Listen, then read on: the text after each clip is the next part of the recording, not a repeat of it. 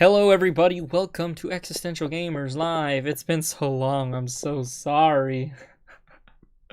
I've been busy, the New Year's, Happy New Year actually. Merry Christmas, all that jazz. Today I'm joined by the one and the only. It's Joe. I'm here. Happy New Year. Happy belated Christmas. Also, my son is in the background, so everyone say hi to, hey, it's Gerald. Hey, it's Gerald. I love it. But, we're here. We're going to have some fun and some good old laughs and interesting talks. That's it.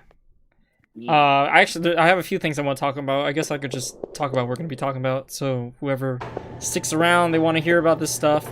One of the biggest things I want to talk about is what are your top 10 games of the year. I know it's going to be hard to do because it's kind of hard to play a lot of games. I mean, I played a lot of games for my stream, but there's so many games I wanted to play, and I probably would have put on my top 10 list, but I just didn't have a chance to play them. It's honestly perfectly fine. This year has been, I want to say, well, I don't want to say, it has been absolutely crazy. With the fact that COVID is still around and honestly getting even stronger, in my opinion, and just how busy things have been throughout this entire year, I can absolutely understand where the time for games have decreased. Yeah, especially the longer ones. Even something like this, I mean, I would just want to finish it, but it's been hard. Marvel's Guardians of the Galaxy, I bought it because I wanted to play for the stream, but then I ran out of time, and I'm like, this probably would have been really good. And then also, back to play. Yeah, and also it wasn't really running good on my computer while streaming. It runs good without the stream, but with streaming, it was just choppy, and I was sad because I really wanted to play for the stream. And then there's also Ruined King, which I haven't finished, but I do plan to finish because I do want to replay it in Spanish because they have fully voice acting in Spanish, and they also they have the whole shebang in Spanish, and I want to play the whole game in Spanish too. For how big League of Legends is, they needed to have everything in every language. Right. There's no say, hey, here's English, the rest of you learn it. No, they're too big for that to happen. No. It's actually, I mean, I understand, but it's actually very surprising how many games on Steam are not they don't have voice in other languages, because you gotta hire more people to do voices. So I totally get it. I have to say it's understandable, but I mean, again, for as big and as how far Riot Games' reach is, there will be no exceptions from that for just how big their reach is. Hey, unlike some say fuck you guys. Oh, fuck you guys. So I mean, based on your topic of the top 10 games of the games of this year, is it just this year or that you played this year? That we played this year, it doesn't have to be games that you that just came out this year. Because I'm gonna say one of my top 10 games is Hades. I don't know if I'll say it's my number one game. I am getting destroyed because I'm not paying attention. I'll let you do it because I need to focus on this fight. No problem. So my top games, unlike Michael, I'm not strict to a schedule of what games I need to play here and there for other viewing pleasure. And I have the ability to just play whatever the fuck I please. I mean, Michael does too, but again, streaming schedule, blah blah blah. And if we're going off of the whole topic of the top games that we played this year, again, 1 being the best and 10 being the lowest, and how my schedule of gaming has worked, I've been actually working on games that I've been trying to finish most of all. So I'll actually go again, number 10. I've been trying to get back into MMOs. I told you that. I've streamed this once. And World of Warcraft and its controversy and everything else, and how the game feels. It doesn't feel like an MMO anymore. It just feels like a chore, in my opinion. So I looked up and did some research, and I started playing Final Fantasy 14. And after just playing Final Fantasy 14 for a little bit, Jero, I am talking. where was I? Oh, after playing Final Fantasy 14 for maybe a couple days now, I actually have to say I kind of wish I got into Fantasy 14 way before I got into World. For simple states that how both games are set up and how both games are laid out. Final Fantasy 14 takes the whole MMO genre second in the story first. Pretty much, they could take out the massive multiplayer, and you could still have a very fulfilling and really story world-driven Final Fantasy world like every other Square Enix game has been. And combat is easy. You don't have to make constant characters to try something new. Everyone can learn everything. Granted, it does follow the simple trope of you are the legendary hero of light, blah blah blah. Wait, so you played this game? I thought you haven't had a chance to play it. I had a chance to play it. Oh, okay. I did. The only reason why it's one of my lowest ones on my tier is just because I'm sorry? You didn't get to play it enough? One, I didn't get to play enough, and two, the amount of traffic. Again, Final Fantasy is now bursting on the scene higher than World of Warcraft because of how many people that are leaving World of Warcraft and going to the next best thing, which was World of Warcraft. Like, if I were to open up the program right now, log in, go in, and select my character, I'll show you, I'll be in like a queue, and my placement in queue will be in the 2000s. Ugh. And that is the amount of people that are waiting to get into the game. Sometimes just to get into the game, I'll be waiting like maybe 30, 40. Sometimes I even wait in a whole hour just to get into it. But that I think it's going to fix over time with them increasing the server caps and everything else. But for what it is, it's perfectly fine. A little hard to get into just because of the amount of traffic. But it's easy to understand. It's easy to control. And in short, it's just I want to say a simpler way of an MMO. And honestly, if I were to recommend someone to get into MMO, I would actually recommend Final Fantasy rather than World of Warcraft. Have you seen anything about New World? New World. I have seen a lot about New World. I even put some research into New World just because, again, I was trying to get back into MMOs and everything else. New World has problems. It has problems, but again, what do you expect for a new item to come out of for the MMO world? And not only that, made by a company that technically isn't all about video games to begin with. I mean, Amazon is the one that made it, correct? I believe so, yeah. Yeah, so you're going from a company that is actually more known for their delivery service, and then they make a massive MMO game that primarily is PvP. Without even thinking or considering the PvE section of everything. Sorry, somebody in the comments making fun of me. Michael. No, it's all good. You look slim, sir.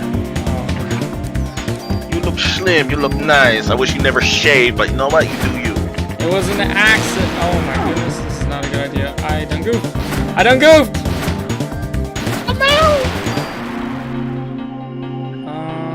Need to heal first.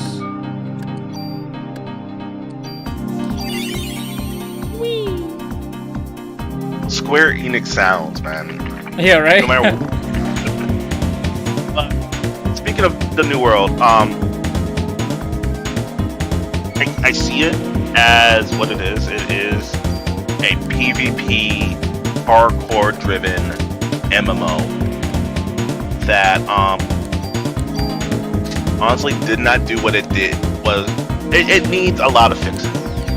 From the amount of XP you get, it's so hard to level if you're not in the player versus player.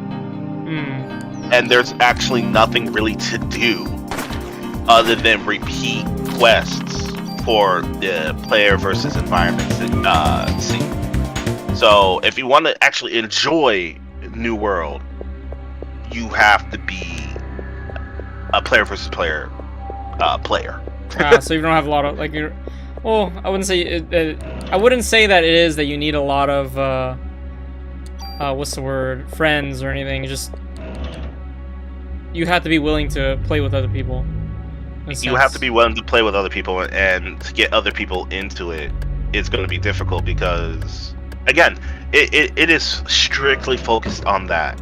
And then whenever people find like little loopholes to help people level so they can craft more or do something else or do more, they not only does Amazon fix that bug as soon as someone talks about it enough, but depending on how many people do it, will actually start banning their players because they're like, this is not how we want you to play this game, we're gonna ban you. Kiki says hi, Joe. Hey Kiki, how you doing? And Joe, what up? Thanks for subscribing for 10 months. Oops, I went the wrong way. OG on this channel, fool. I won't be here forever. Ever. But honestly, yeah. For the most part. Oh my god! I just healed. And they said nah, bruh. And they poisoned me. I still gotta switch my weapon too. Like the book. You keep forgetting to switch your weapon after each fight. Yeah, I gotta really do that ahead of time. I'm gonna try fire weapon. I made a strong weapon thinking I'm gonna like kick ass and everything, and then turns out there's actually a good amount of enemies that are weak, that are immune to fire. And he's one of them too. No. Why does everybody have a bomb fire ability? They didn't want to make this shit. Oh wait, this whole game's about heat. What was I thinking? Oh my god. Typical nerd that, hey, fire destroys most of everything. Let me just throw a lot of fire at it. Maybe that'll work. Wait, you call me a nerd? How dare you? Sir, don't lie to yourself. We are all nerds here. The entire existential community is nothing but a bunch of nerds. Nothing's gonna change that. We are geeks, not nerds. Dude, we're just a big mix of both.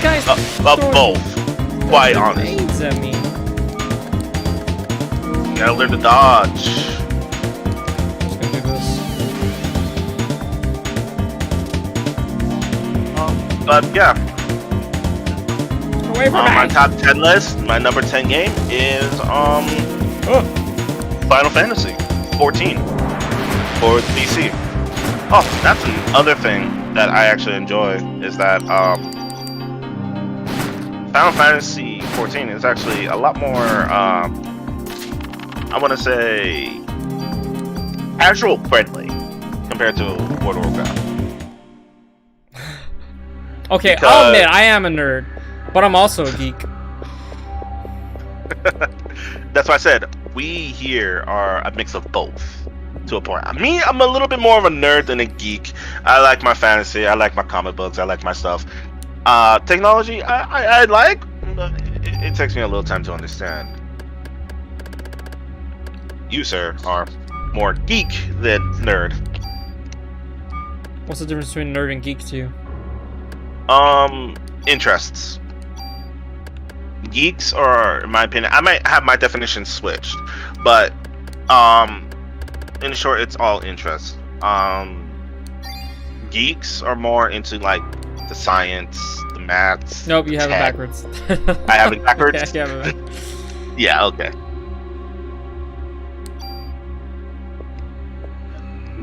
Yes, thank you, Kiki. Kiki says, geeks, not nerds. Get it right, man. Yes, I am sorry. I'm sorry. Okay, so if your number 10 is Final Fantasy 14, because Hades I wouldn't say is my number 10. Number 10 would probably be... Oof. I'm thinking of a bunch of games, but none of them might feel like are at number 10. Right, and that's why this list is a little hard, just because not only we're going back and forth between certain games, but we got to remember certain aspects for this list. Because you threw this conversation on me today. I don't have a list. Oh, I know. Because I was like, man, I didn't do anything for New Year's, so like, might as well think of something. Might as well think of something. And honestly, this is, another top 10 list of the existential community. It's a nice little convo. It's a nice little conversation. But yeah, you were saying number 10 is Hades for you? No, I'm saying I like number 10. I mean, I like Hades, but I wouldn't say it's a number 10. I think it would be a little bit higher up. I'm trying to think of what would be my number 10. Number 10. Where's the lockers at? I can't remember that.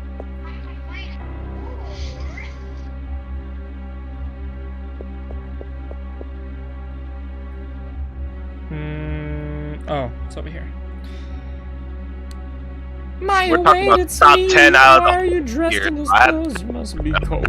Our back, just a little bit.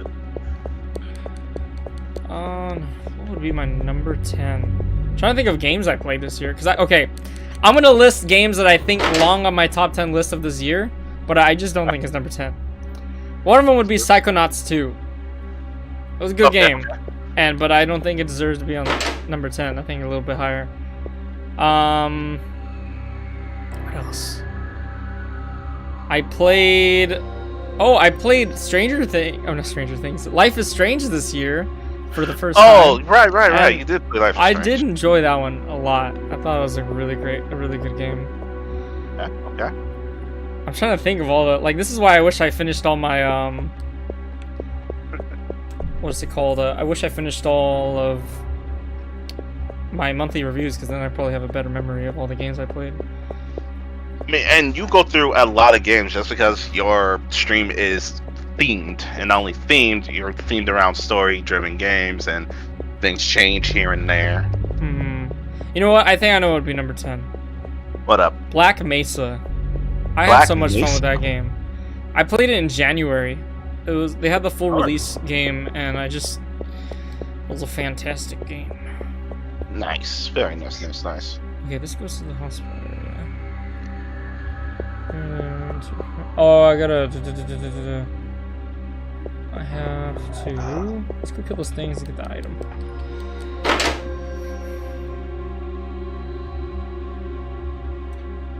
I think I have a fuse. I need to get to the area where the fuse box is at. Alright.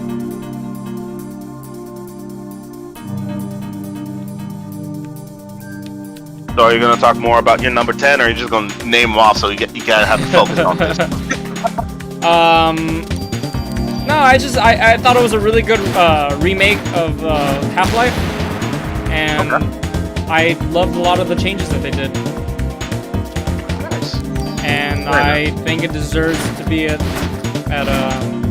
be on this list, but at number 10 because as much as I enjoy the game very much, it's still a remake, and so I just don't want to put too many remakes at the top. I think it was a good enough remake to deserve to be on my list, but I don't think it deserves to be any higher. You know what I mean?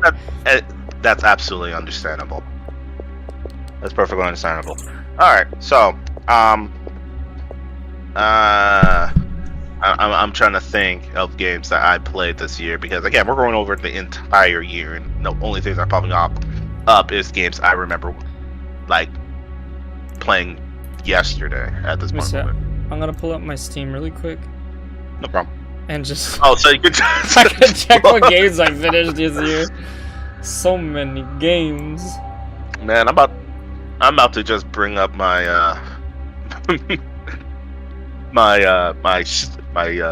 fuck, I can't think today. Words. What are words?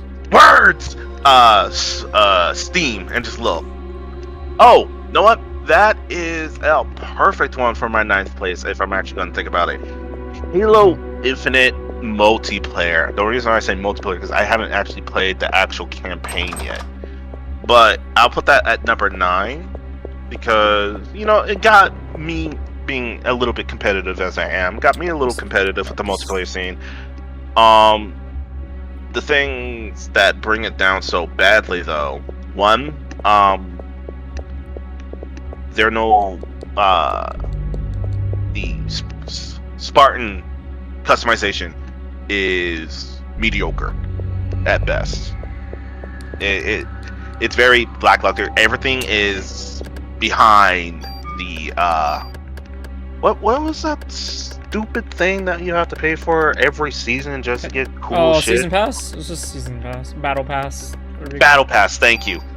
Every customization, every color, all this other stuff is actually locked behind the battle pass. There it is. Customizations, sad. Unlike other games, you don't start out with a loadout, so you have to start with the exact same weapon, which I guess it works for a balancing purpose. But at the same time, it just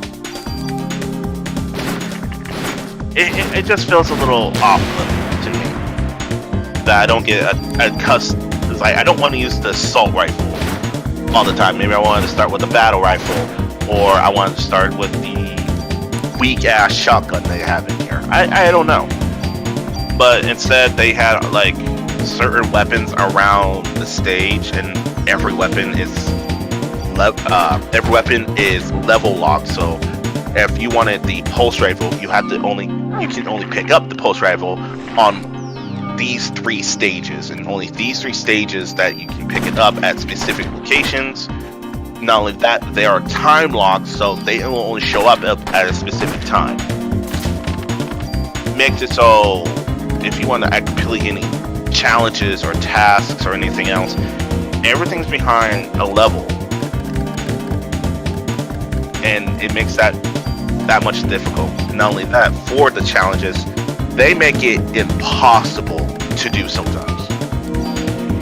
Like, if my accuracy in games are not the best, so when you give me a challenge, say, hey, sticky 5 Spartans in PvP, that is almost impossible for me. And then there's even challenges of, run over 3 Spartans with a warthog. That's very hard enough. So you just fucking drive that son bitch. Now you want us to run someone over with it. And they have challenges like that more than challenges that are easier to do. So that's your number 9, right? Halo Infinite? Yeah, number 9. The only reason why it's at the 9th spot is because 1, I didn't have to pay for it, and 2, it was just that one first person shooter that you could just get in and get out and not have to worry about skill cap and everything else. It's more of a welcoming first person shooter multiplayer than Call of Duty, Apex, and all the other ones I've played this year. I actually would like to change my number 10. I'm gonna bump Black Mesa to number 9. Okay. Number 10, I want to put Skull Monkeys. Oh. Because even though that game was frustrating, for an old game, I thought that thing was fantastic. What did I just do? Toggle power on. So be it. I think, like, for its time, it's really amazing. Alright. Number 8. Do I not have the fuse? My number 8. No.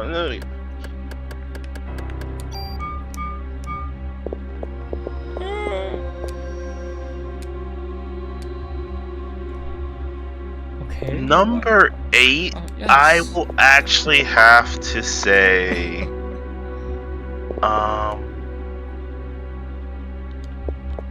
shit.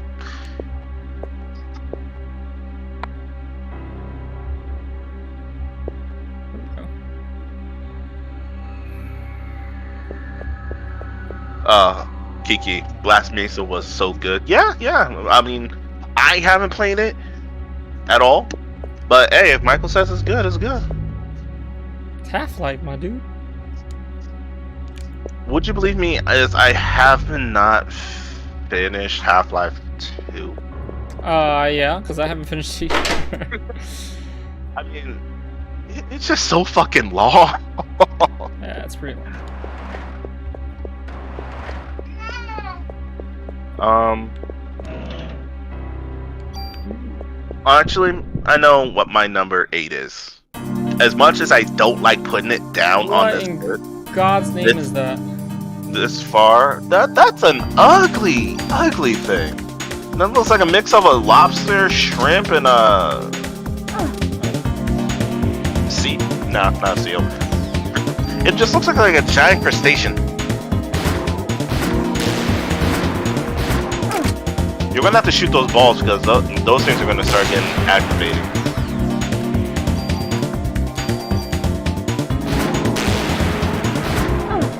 Thing is that he's creating more. I gotta get rid of him too.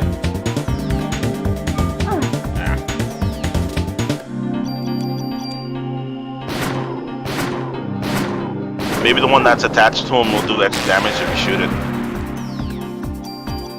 Oh.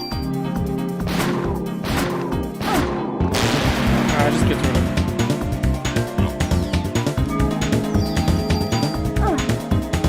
At least I can do that. It'd be annoying if they did. But anyway, my number 8.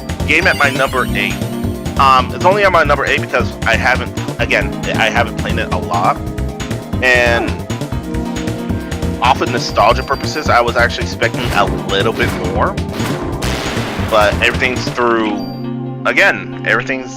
a season pass. But Guilty Gear Strive is at my number 8 spot. For a fighting game, it's easy to play. It's easy to get into. It's a beautiful game. And I absolutely love its soundtrack. It's one of the best that the Guilty Gear franchise has put together. But compared to all their other games, the character roster is so small. And I get that they want to add new characters in. Because their last 2 season pass characters are off of the season pass. I mean, season pass is off the season pass. Duh. They're new characters to the franchise. That I understand. But they're also going to be adding in characters from the older games into the season pass that are going to get into the game. That I'm not a big fan of because all the other ones came with everyone on the roster, with maybe some that are unlockable. Hey, making characters is hard, Joe. Stop being so entitled. God. Being entitled. It is more on the fact is I don't mind the season passes. Hell, I understand the season passes, but to put characters that people are going to want in their original game to be locked behind the season pass instead of giving us what we can have first and then adding the new people in later on. Joe, that doesn't sound like a very money efficient plan. Does it sound like a money efficient plan? I'm just saying, like, I get you, like, you know, give the fans what they want, but they just know that what they want is gonna cost them money. Put a season pass first. Alright, that's fine and all. But it is sticking at my number 8 place because I know they could do so much more with it. That and the story mode was legitimately a movie. There was no gameplay, there was no story development that you played through. You pretty much say, hey, story mode. And the only thing they allowed you to do was save. There was no actually playing the story mode. And again, for someone that likes fighting games but doesn't like playing online with fighting games, and I just want to practice and everything else, it's either A, go to arcade or challenges. That's it. Other than that, to get people in. Online, because I played with Alfredo, It seems crisp. There's no bugs or lags or anything else. It seems perfectly fine. But again, just being able to play through a story and see which character and through the story that they play through, it's almost a staple in some fighting games. Yeah. And just to have this one say, hey, we're going to give you a 3-hour-long movie for you to watch. You can save it and come back to it, but it's 3 hours long, and you're going to sit and we're going to watch, and you're going to be told what's going on instead of you playing what's going on. They are beating your ass. I'm trying to dodge him, but apparently he just keeps going until he eventually catches up to me.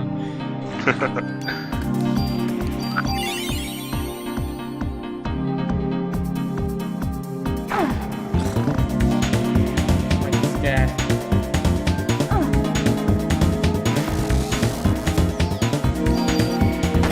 What elements can you put in your gun that's not just fire damage? Because, you know...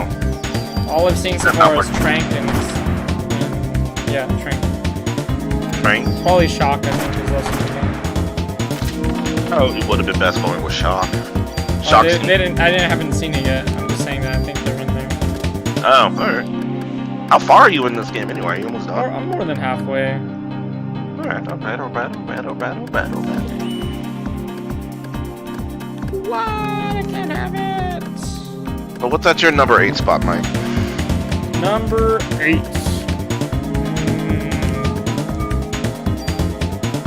What will be my number 8? Maybe...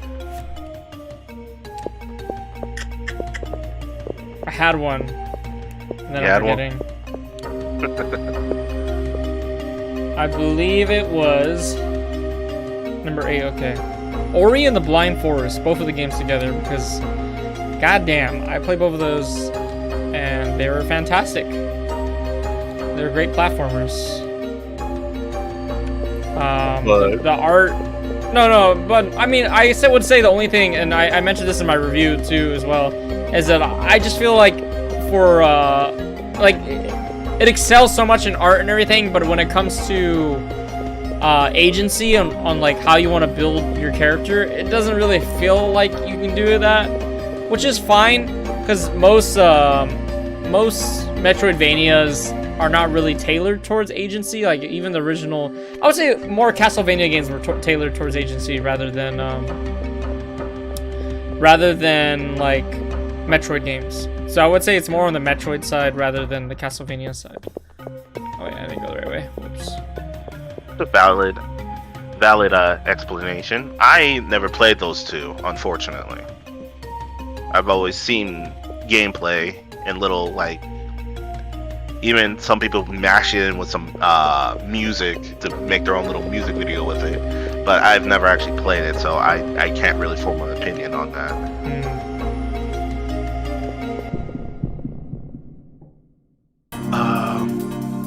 Right, so next one on the list. Yeah, so I'm sorry for I decided to pick 2 games for one number, but I just... No, honestly, if the gameplay is technically the same, and it's technically still in... If the game is the exact same thing, they play almost exactly the same, and the only difference in the game is on the title there's a 2, or the story is slightly changed, you can pretty much put it in the same category. I mean, part 2 is a huge step up on the art. Like, the art was already good in the first one, but this one was just like, whoo, beautiful. Honestly, you can't put them into the 2 because other than, again, art, maybe some changes here and there, but they're technically still the same game. In a gameplay setting. So putting them both in the same spot is perfectly fine. In my opinion. I'm not critical to say, hey, no, you can't do that.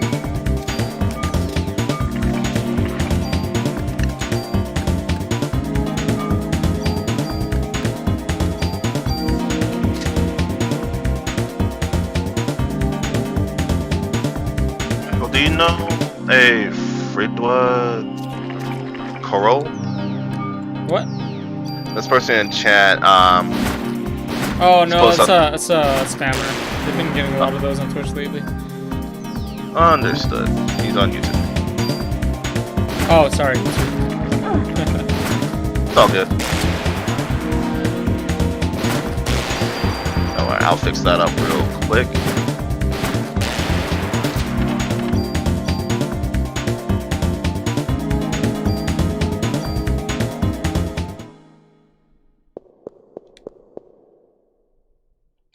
This is the room from our memories. Memory. My memories out now. Trauma. Oh. So that was our game number 8, right? Yeah. Yeah. Okay. You know what? I'm gonna put it on here because again, most of my games I've been playing, I just been trying to finish because I had them for so long, and I've honestly, after playing through them a lot, they're just so enjoyable. I'll probably start going over them when they hit the number 6. But right now we're on 7. So what I'm gonna put at my 7th spot is a game that we've both been playing for not only a while but a lot recently. I'm gonna put League of Legends at my 7th spot, just because I'm starting to get back into it, but mainly with friends. And that's pretty much the only time I've had fun. I'm not really having fun by myself with it. Maybe when the season actually starts, I might have more enjoyable time with it. But right now, during the preseason, it's going to stay at my 7th spot just because I'm having more fun with friends. And unless you and any of our other friends are on, I don't even look at the game. So League of Legends is at my 7th spot at this one moment. Oh my god, I hate this. They do poison damage. Oh god, even the potion is called Cure. This is made by Square Enix, isn't it? Yep, Squaresoft. Squaresoft. Before they were Square Enix. The soundtrack's actually made by Yoko Shimomura, who did the soundtrack for Kingdom Hearts. That is very nice.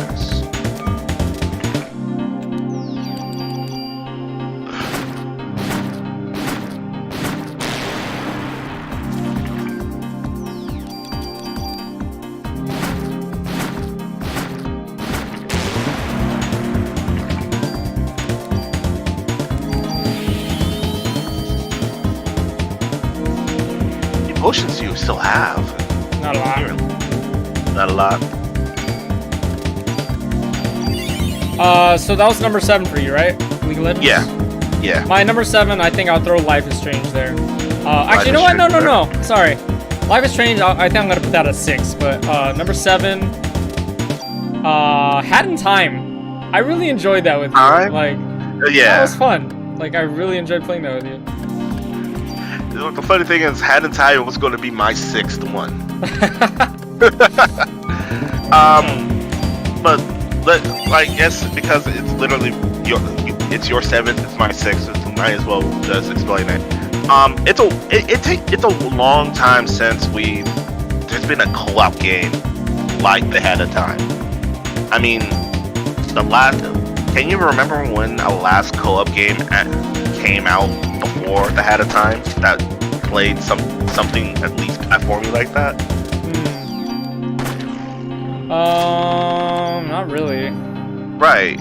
So I know they've been remaking like Crash and stuff like that, and I found a few games that are like that, but they didn't really get popular or anything. So I don't know. We'll have to. I'll have to play through those games to see if they're just fun. But cooperative, yeah, no, I don't think. Right. Anything close to that. No. And what I like. Okay, let's just go over the negatives of the Hat in Time.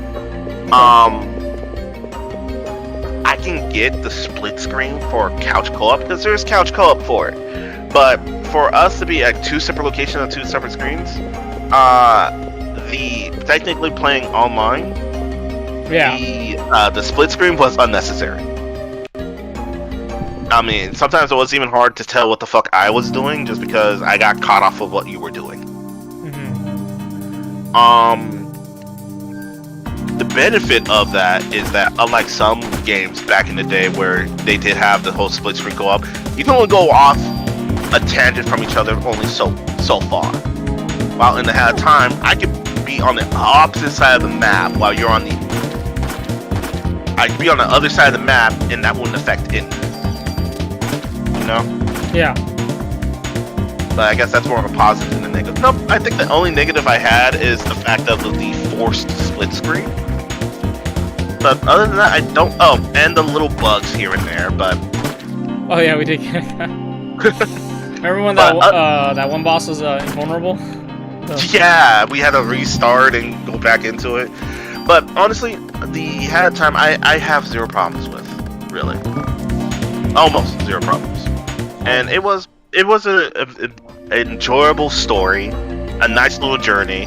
I liked how, the second player wasn't technically supposed to be there. So with every title card, it just said featuring whoever your partner was. Yeah. But the platforming was easy to understand. You didn't have to gauge where you were supposed to land like Crash Bandicoot. You could just jump and then just... kidding me with this? Dude, every time you have to go into that room, that happens, does it not? It's just There's I forgot something in the other room, and they're like, "We're gonna go back." But there's no option to run away. You have to fight. I think there is an option.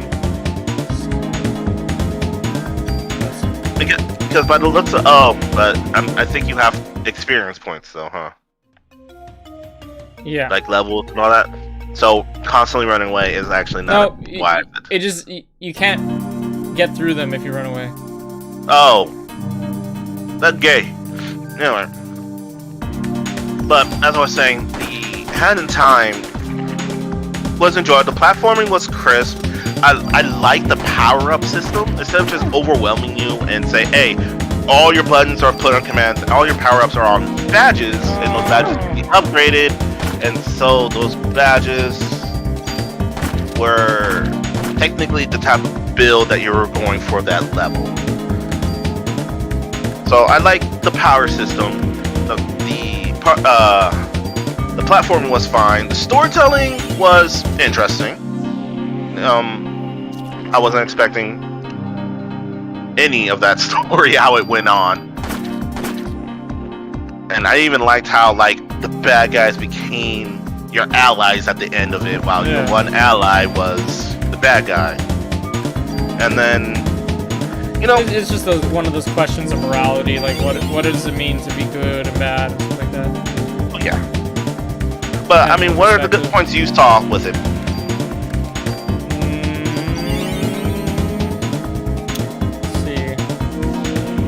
Good things I saw. The creative direction was really good. I really enjoyed that. I hear that there's modded levels and stuff like that, but I just feel like how every world felt very different from each other. It wasn't just the same thing every time. Oh no. Well, if that's the case, what was your favorite level in the Hat of Time? To me, the most memorable level was the little nightmare levels.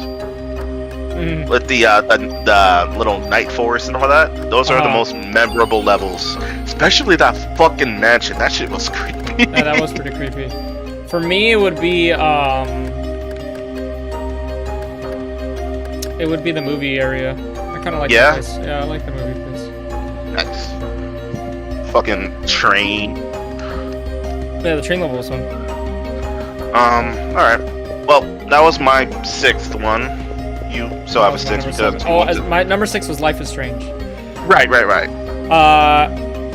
I hated Chloe. Sorry, hate is such a strong word. I disliked her. Oh, I fucking hate Chloe. Wait, but Chloe's the one with the blue hair, right? Yeah. Remember? Yeah, nah, I hate her. I absolutely hate her. In my opinion, she played the woe is me card a little bit too often. Yeah, I get it. Your dad died. She's a young... But the thing is, you gotta understand too, she's a kid too, not everybody's gonna take it well. Especially if, she's just so used to being happy all the time. If you never really faced that kind of trauma before, some people react to it very poorly. And again, this is not to excuse her behavior, but it's more to understand it. Right. But that's why I like the game, because there was a lot of just like, understanding social behavior between people, and I feel like the writing was just really good. It was a good writing. Right. The writing was wonderful. The music was chill. The options, depending on what you do, would change things drastically. It wasn't just a subtle change; there was drastic changes depending if you did something wrong or correct. And yeah, it's just honestly, that's all I have to say. The storytelling was great. The art was interesting.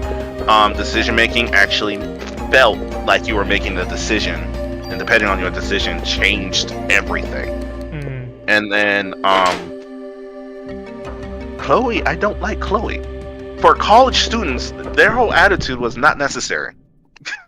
Trust me, as someone who went to college, people are pretty immature when they come right out of high school.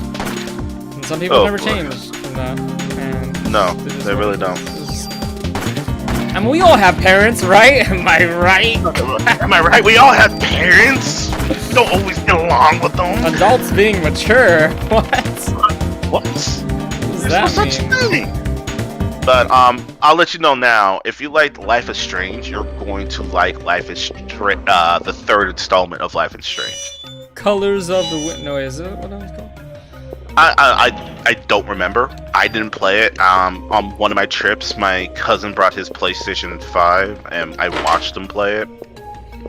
And I, on a pure viewing bystander point, I was enjoying the hell out of it. I think you're gonna really like it. The twist at the end of the first one, did not expect that, to be honest. I actually had to take a break just because I was not expecting that. That third act was just really good. It was just. Oh yeah. That goes into the I won't say world building. That goes into the writing of how everything was delivered. Because can I tell you how quickly I threw that rich kid under the bus for everything he did? He's kind of a dick, but he's also being manipulated. Everyone was being manipulated without even knowing it. So, fucking eyes in this shit. But, oh well. No, everyone's living, Joe, so it doesn't mean you have to just treat people like shit. But don't you? No. I'm kidding. Oh, dude, that entire room looks like bullshit already. Wait.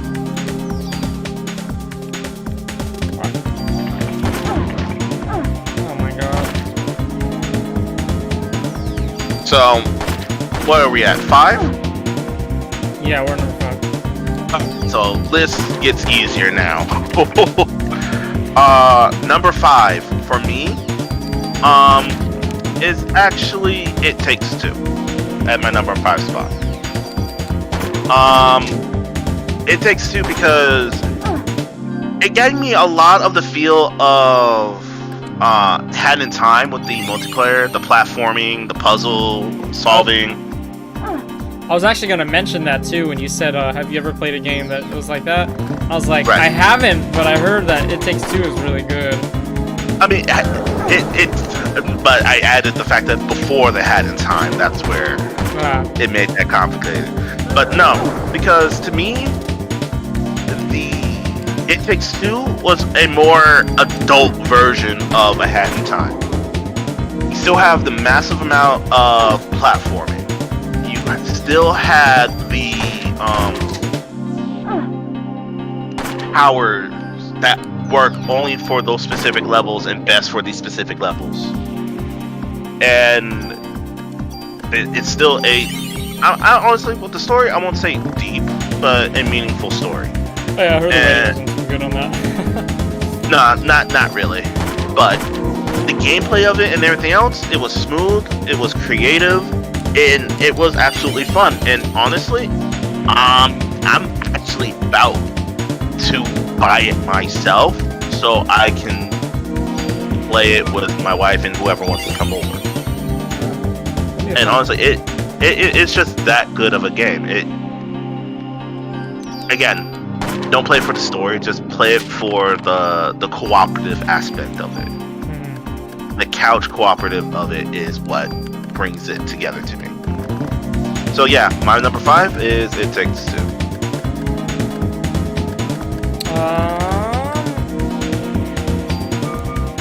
Number 5. I'd want to say number 5, Little Nightmares 2. Little Nightmares 2. Alright. That was good. That was really good. Block 6. Oh, I know, at the end I was like, what? 6 is an opportunist and a survivalist. That's what she is. But no, I absolutely. I really can't say much besides that. It just looked really good. It was very creepy. There's just so many crazy monsters and stuff like that you had to deal with, and a very interesting story. Even though I didn't get any of it. I mean, it was a very abstract concept, but it didn't take away from the enjoyment I had of the game. Right. That was number 5. Number 4, and this is where I go back into the whole. I was just finishing up games and everything else, but my number 4 spot, and this just shows the type of games I've been playing throughout the year. Code Vein is at my number 4 spot. Out of all the Souls-like games, it was the most weeb that he enjoyed it very much. Yeah. Out of all the Souls-likes, it's the one that I enjoy the most. Yes, me being a weeb, I like the anime aesthetic. But at the same time, I felt like this one wasn't as brutal as the other Souls-like games I'd played, such as Hollow Knight, all the Dark Souls, and Bloodborne. It wasn't as brutal as those are. Like, you can make a mistake in this one, and it was not a slap on the wrist, but you were able to capitalize on, not capitalize, but you're able to at least one time fix your mistake, unless it's a boss fight. Well, if you make a mistake on the boss fights, it's just done. But not every encounter is a stress-filled encounter, if that makes any sense. So, 4 out of the games I've played this year is Code Vein. Number 4, Hitman. I really like that one. What is Hitman? I didn't expect to like that game. No? And yeah, I was very surprised how much I enjoyed it.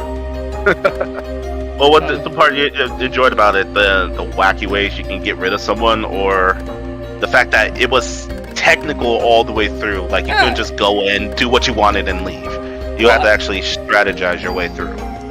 Yeah, it felt like a puzzle game, but like there was just so much agency, and I consider those kind of games. I made up my own genre called boombox, where it's like a sandbox, but it's all about, you know, what can you do with the environment around you and cause like, you know, havoc and stuff like that, or not. You know, in the case of Hitman, you can just be completely silent and just, you know, but you have all these tools at your disposal. I don't know, just I enjoyed that, and it made me want to try out the other Hitman games now. So that was what number was that? Number 4? Yeah, that was number 4. Oh shit. Alright, I'm gonna have to get a little creative here. Alright, I might have to get rid of some games. Alright, wait, let me think about this. Alright, get Skull Monkeys out of there. Like, I enjoyed that game, but I feel like I need to remove it from the list. Get Ori out of there too. I'm gonna put Black Mesa at number 10. I'm gonna put, what's my number 7? It was Hat in Time, huh? Okay, Hat in Time is gonna be my number 9. Life is Strange, number 8.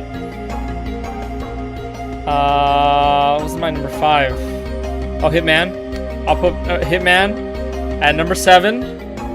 And then number 6, sorry, I'm going all the way back because I realized I have some more games I actually really enjoyed more than those other games. At number 6, I would have to say,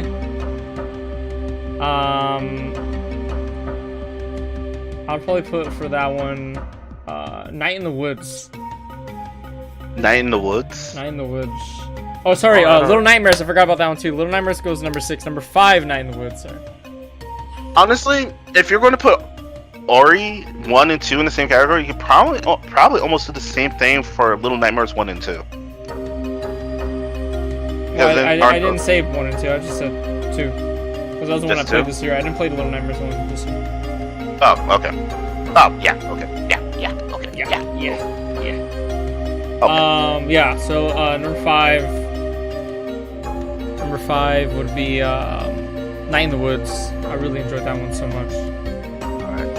That's just the art style. There's so much things to do in the game, and the story was just really good. I love the writing. The writing was really good. Yeah.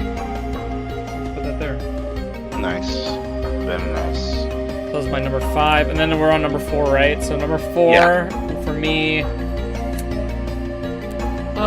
See, all these games. There's a lot of games I played this year that I enjoyed, but it's just they didn't deserve to be on this list. God, I enjoyed Sekiro, but I don't want to put it on this list. No. Like, even though I know one game of the year and everything, I don't know. Like, Sekiro is just. I guess it just didn't stand out to me. Like, I enjoyed it. I always enjoy Souls-like games. Right. But it was just, at the end of the day, like, for me, another Souls game. And so it wasn't like, oh wow, this really stood out to me, You didn't have an opinion like I did when it comes to Souls-likes. Yeah. Which is honestly understandable because you out of our group, you sir are Mr. Souls-like. I would say, okay, really quick honorable mentions: Sekiro, Prey. What else did I play this year? I'm trying to think. The Medium. I enjoyed The Medium, but I don't think for me it was on my top 10. Out of game 2. What was League of Legends at my 7th, right? Mm-hmm. Yeah, I'm gonna take that one completely out. I want to put Back for Blood as my 7th. Actually. And then I'll also honorable mention Blue Fire. I really love that. But I don't think it deserved to be on the list either. Number 4 will be. Oh man. Thanks, sir. Oh, another honorable mention, Vanquish. I really enjoyed that one too, but nice. There's just too many things wrong with it that it's whatever. Number 4. What would it be? It's so hard to decide. I'm just gonna go with number 4, Psychonauts 2. Let's do a number 4. It'd be Psychonauts 2, yeah. All right. I mean, we've been waiting for that sequel for like. I've been waiting so long. Right. And it did not disappoint. I'm just happy that we've been waiting for years for this game to come out, and it did not give us the Kingdom Hearts treatment. Oh, yeah. And I can't believe that is a fucking saying. It did not do the Kingdom Hearts treatment of not only waiting so long to come out, but when it was finally announced, getting whatever hype it did get, but it did not disappoint.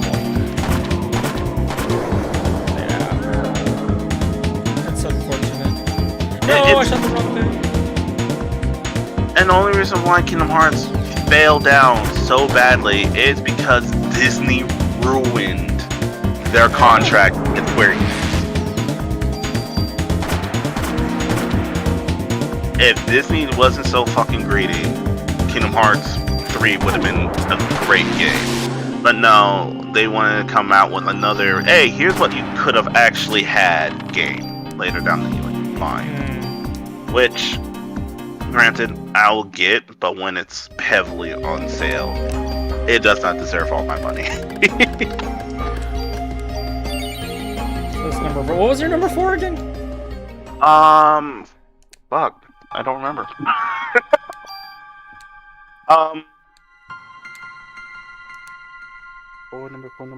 Number four. Oh, that's why that doctor was there. She got in a car accident and the doctor kidnapped us. Oh no. No.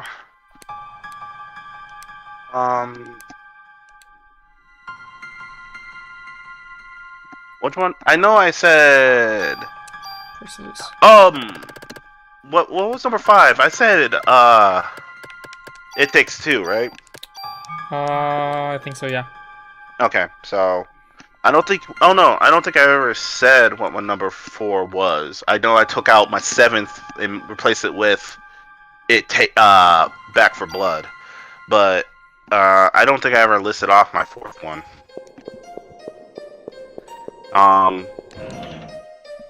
Let me think. For my 4th one out of all the games I've played this year, I want to say. I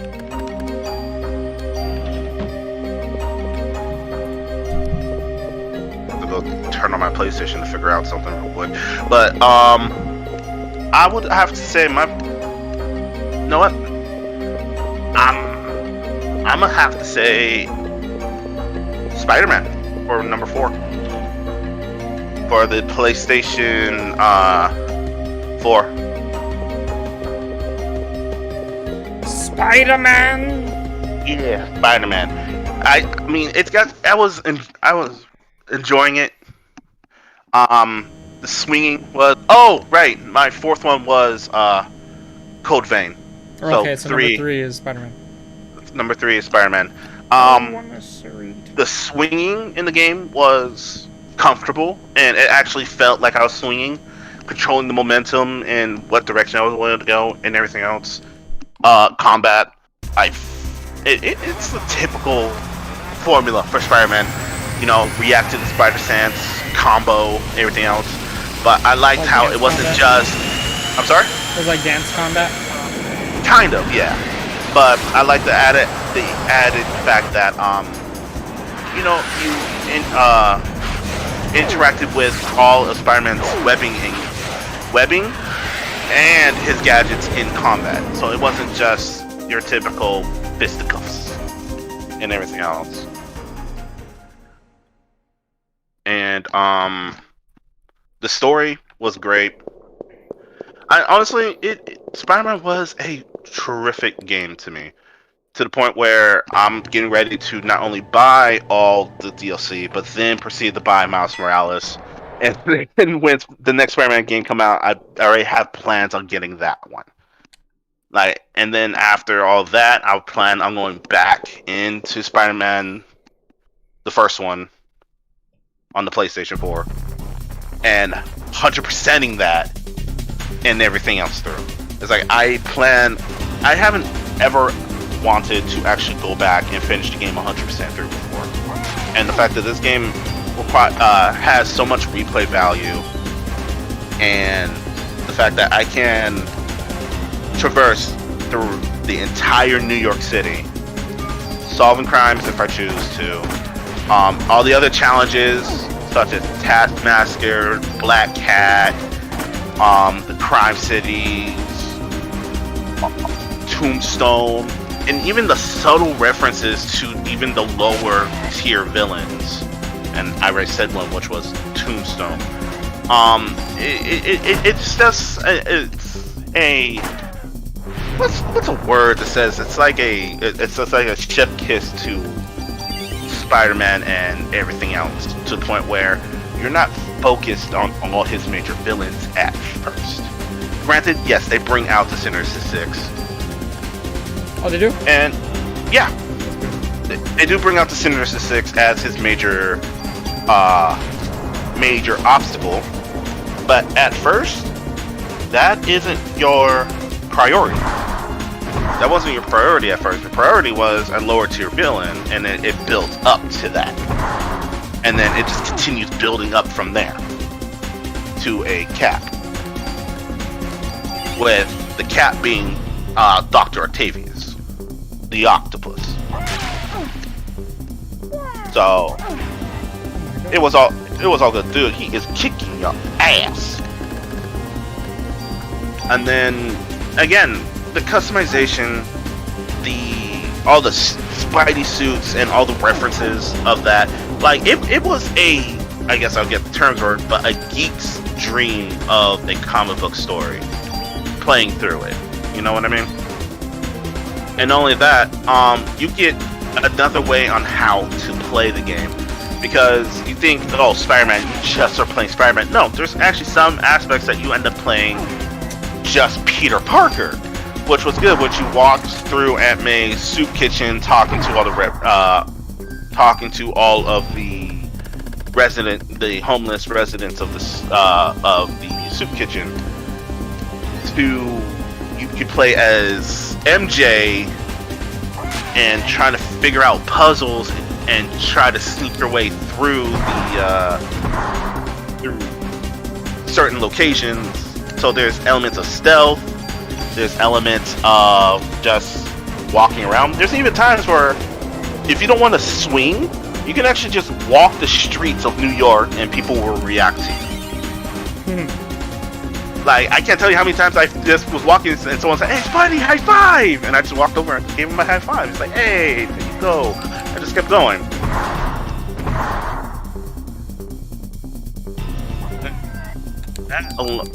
I wouldn't say that alone, but all that combined with a good, fulfilling, and comfortable gameplay is the reason why Spider-Man is at my Hydrate. All right. Yeah. That's number 3. Yeah, that's my third. Is Marvel's Spider-Man.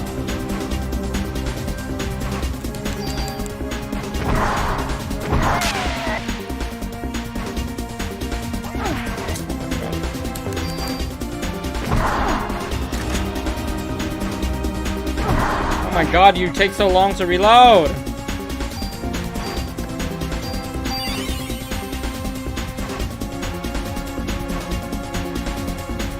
Just stay back here.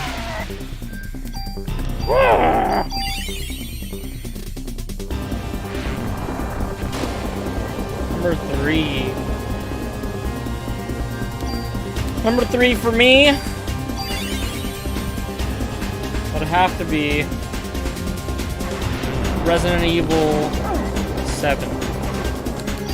Resi 7? Yeah.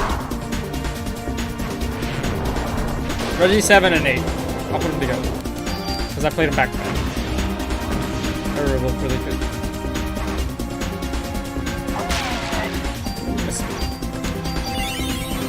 I thought it was really good. I missed playing a fun Resident Evil game a long time. It's been a while. Oh, what? This is your third one. Go in depth. Why do you like it so much? I'm trying to fight a boss, sir.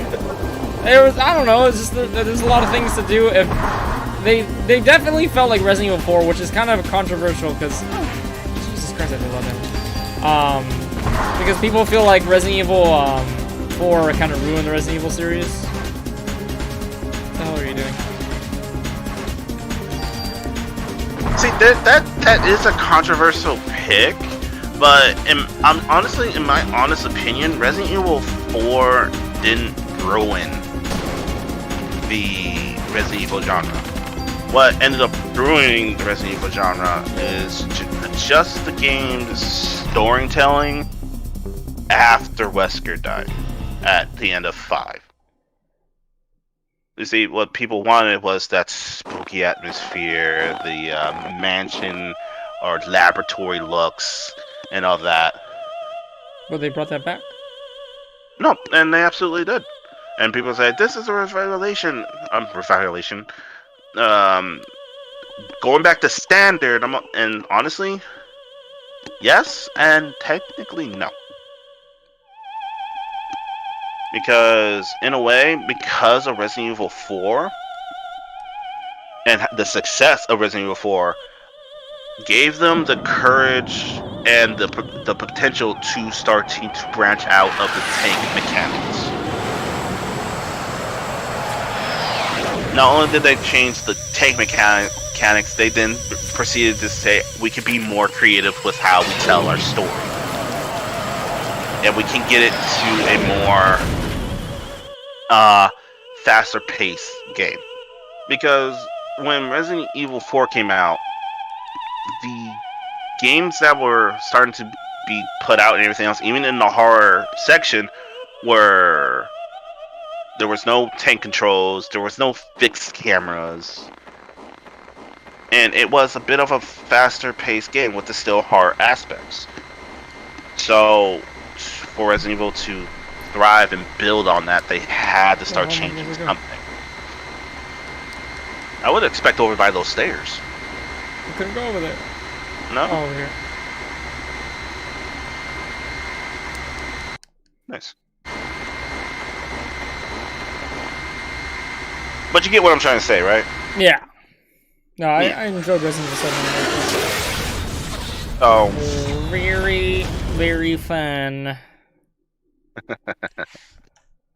Ooh, what about you for number 2? Number 2, I have to think about that because I'm trying to figure out.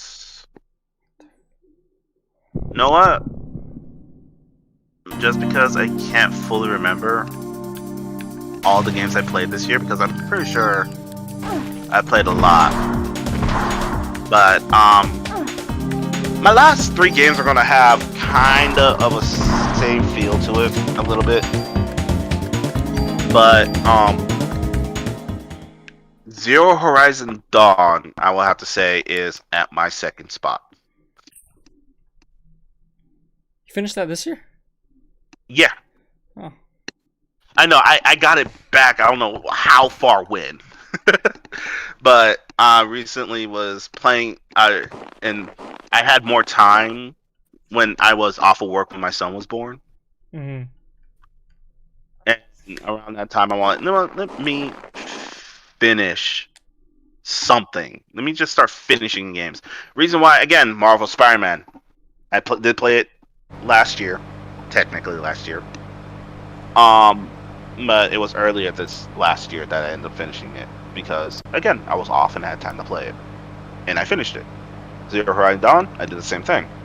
But out of all the games I played this year, which again is my fault because I was playing more competitive games like League of Legends, Apex, and shit like that. So that took up majority of my time rather than actually playing story-driven games or games I actually wanted to play. So the reason why my last 3 games are kind of technically old. But I did end up playing and finishing this year. Yeah, I finished and played them this year. The reason why Horizon Dawn is on my second spot. One, I replayed it because I completely forgot the controls and everything else. So I started my entire game all over and played it from there. Like the beginning towards when my son was born, so like a lot earlier last year. And I like the fact that it was a beautiful game. It was an absolutely gorgeous game. The storytelling was great. It actually sucked me in, and I completely forgot about any side missions or other tasks I needed to do to just like build or build or get equipment or everything else, just because I was so invested into the story. I also like that upon everything in the world where you're finding these robotic version of prehistoric animals. My only weapon was a bow and a sharp thing attached to a stick. That gave me some form of urgency to learn the robotic animals, learn what their work parts are, learn what element it's, what type of thing. Incendiary arrows over here, cryo energies over there. Lock down this one, best chance of survival. Put up traps here.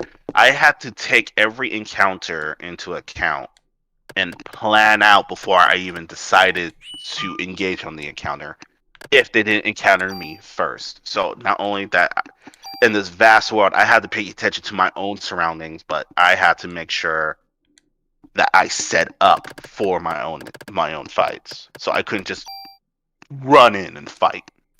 Excuse me. And the fact that a game took me from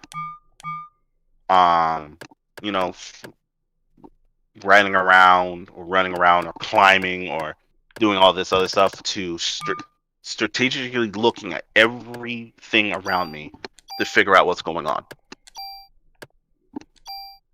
So, yeah. Zero Horizon Dawn is at my second spot. All right, I'll be right back. Desiree asked me to help her out, so I'll be right back. Okay. Now you can focus on this game. I'm just trying to do stats.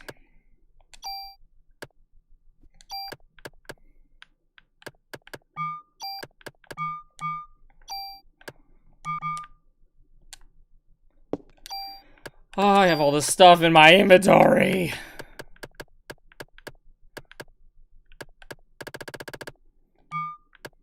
Everything I can use.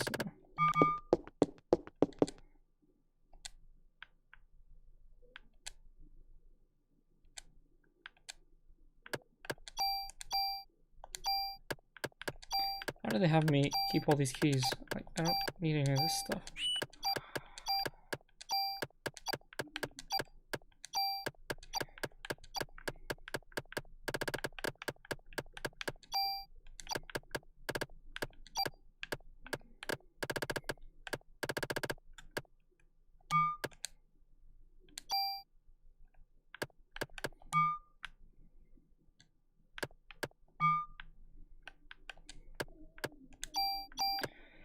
Okay.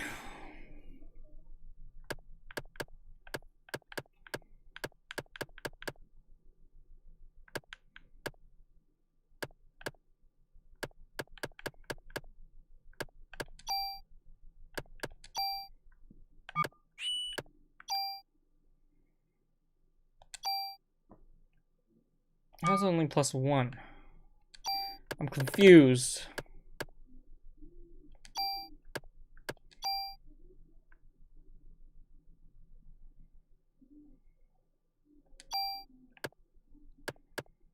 Oh.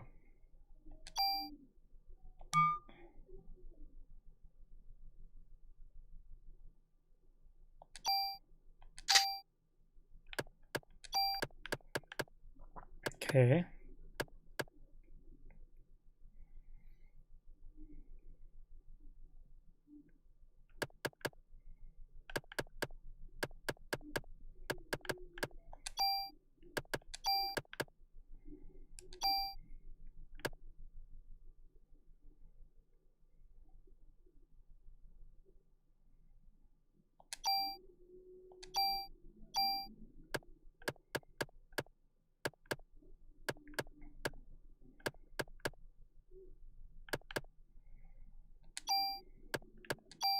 I'm just gonna get rid of my M16. It's not as good as I thought it would be.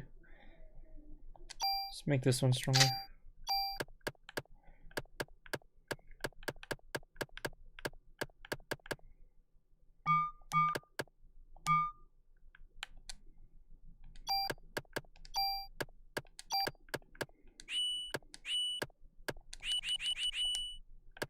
Have to have a melee weapon, I'm guessing.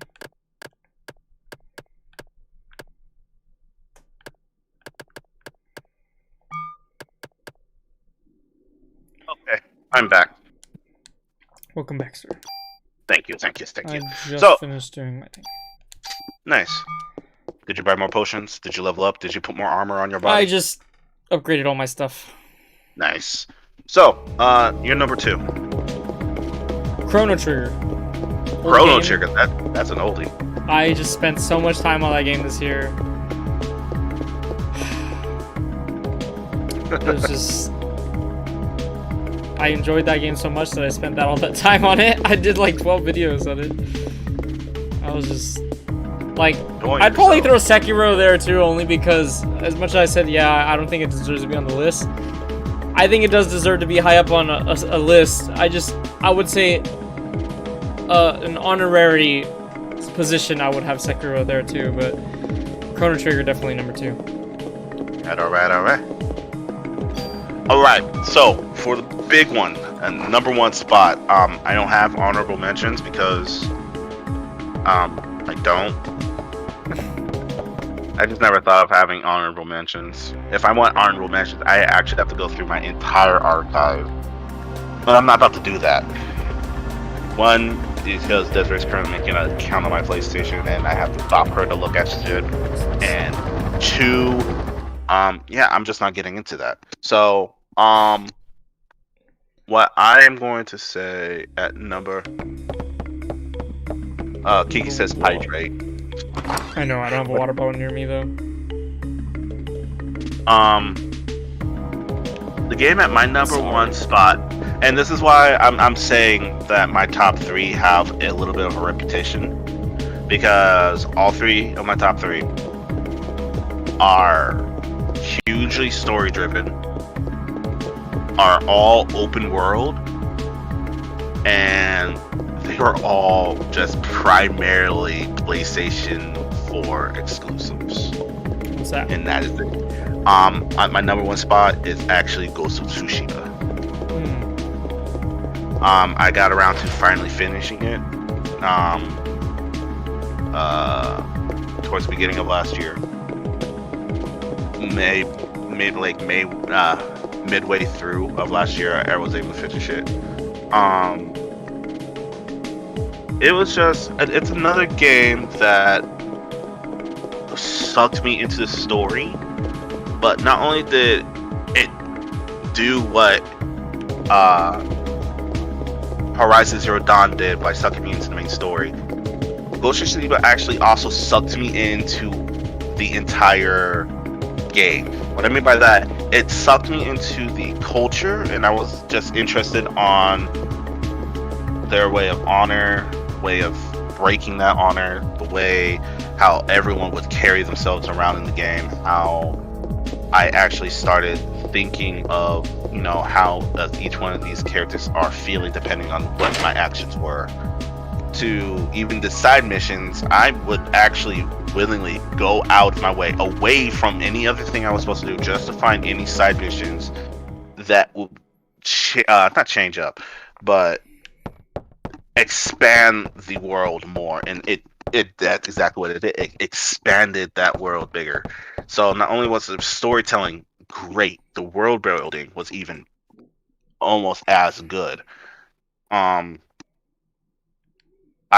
You could relate to or the main character. The play style was, you could be all stealth, or you could just be a typical samurai and just go in guns blazing without a plan. The customizations of what armor you decided to wear, to how you want to apply your talismans, or even the haiku notes you can find and make your own haiku. You can make that into armor and wear that into your battles. And then there's even one mission that honestly is completely optional, and I ended up making an entire Mongol armor set that when I wore it, the Mongols wouldn't attack me as when I was on horseback. So the fact that you can change up things like this was phenomenal. And I like how, because I played it and I fully put myself in the ghost atmosphere.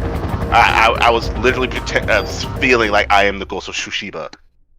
So whenever I walked through burnt villages or major hubs and everything else, I felt I can literally tell the difference in the atmosphere when I walk through, from the people from across the way saying, "That's the ghost, that's the ghost," to people praising me, to people hating me because I was not a samurai.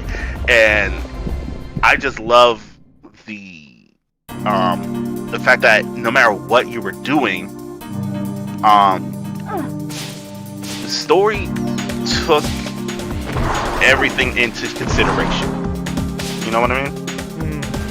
And even to the point where it's an old game, so spoilers ahead, but if even at the very end, because in certain conversations you choose what you want to say, which you'd be more sympathize or more blunt with people, and even that will determine how they respond to you. Decision making wasn't really a factor. It's just how people saw you, which didn't really break or change the game, but it was a nice little touch. Until the very end, you make one last crucial decision, and that will somewhat change the ending of the story, and that was cool. And then I also like the fact that you can have one-on-one duels with certain Ronin and Mongols, and how when the one-on-one fight started, the entire gameplay changed from our focus on stances. Oh, this stance works best with shields. This one works best with swords. This one works best with spears.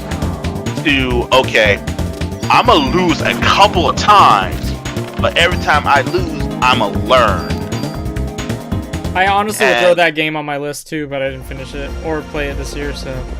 Right, but I cannot say the same. The reason why it's on my #1 list is because I haven't even restarted the game. I still need to play through the Legends, which is a multiplayer section of it. This guy saying, the reason it's on my list, and after naming all these things... I still have shit to do! But, honestly, it is one of my best games I've played of last year. And if people haven't played it, I highly recommend they find a way to get it. Oh my god, Maeda, stop giving me useless shit to fill up my inventory. Ah.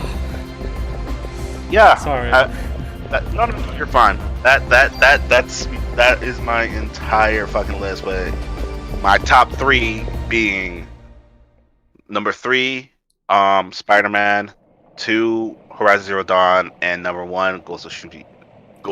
What's up, Icy Monkey? My number 1, Hades. I know I mentioned that was like the first game I mentioned, but yeah, Hades will be my number 1. That game was just really good. I mean, I think the only flaw I have is like a subjective opinion, which is the fact that I don't like the art style. I'll be honest. And I know that would be like, well, shouldn't that be like, you know, really bad thing of the game? No, I just didn't care. I mean, I think the art is nice. Don't get me wrong.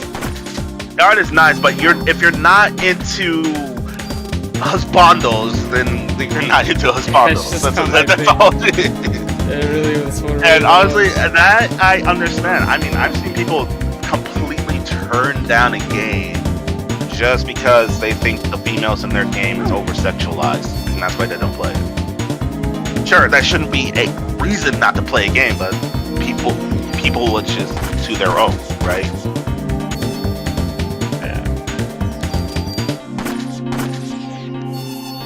I don't like these things. I really don't. So they seem like the easiest thing in the fucking fight so far. Because they blind you, and you have to wait for the blind to go away before you can attack them. So I have to sit here and make sure I don't get hit by that blind. Otherwise, I have to wait.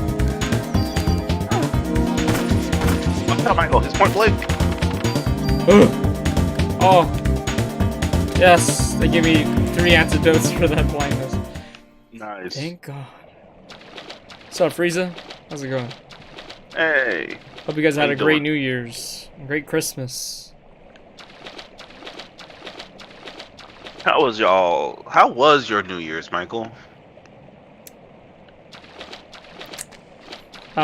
Something else for sure. You didn't have a good New Year's. No, I mean, let's just say I passed out and I didn't even get to be there for the countdown. But I had a good time. I definitely did. You had a good time. My New Year's was funny as shit, to a point. Wow, what happened? But so, this last year we decided, you know what? We do not want to do what we do every year, was to go over Desiree's family's house, do New Year's with them, with their mountains of Hispanic food. Not trying to be racist, but you know, I can only eat so much food. But we decided to, you know, for once have New Year's at our own home. for once. Mhm. So that's what we did. It was just my son, my wife, and myself. It was enjoyable. You know, we played some games here and there. She watched me play games for a while. We caught up on a lot of our anime and a lot of our shows. Then came to the cooking aspect. Desiree decided to bake first. Best decision. She made lemon bars and lemon bar parfaits. So a lot of lemon shit, which is delicious because I love lemon. And I ran into it. Haha, you failed. Unfortunately, and this is the funny part. So you know, New Year's food, depending on where, how you do New Year's. But the number one things for New Year's is usually like burgers and hot dogs and shit like that, right? I guess not for me. Well, no, that's why I say depending, because I think what Desiree's family does is like a burrito casserole, some tamales, and enchiladas. What is the point of this goddamn item? Cures and prevents darkness. My ass, it does. I literally get blinded as soon as I use it. Look at that! How's that count? That makes no sense. How are you gonna tell me it cures it and prevents it? And then I immediately get infected by it. This shit don't work. Probably a typo. Oh, weird. Kiki, your New Year's was quiet? And he shouldn't have stayed up till 12? Well, why not? That's the point of New Year's, is to stay up towards 12. But, no, so, you know, so you don't have this year to follow the tradition, Joseph. Tradition is a tradition. Oh, wait, I was already in the same spot. God damn, I swear if I have to fight those stupid bats again, I'm gonna cry. It's an old game, of course you do. Okay, okay, never mind.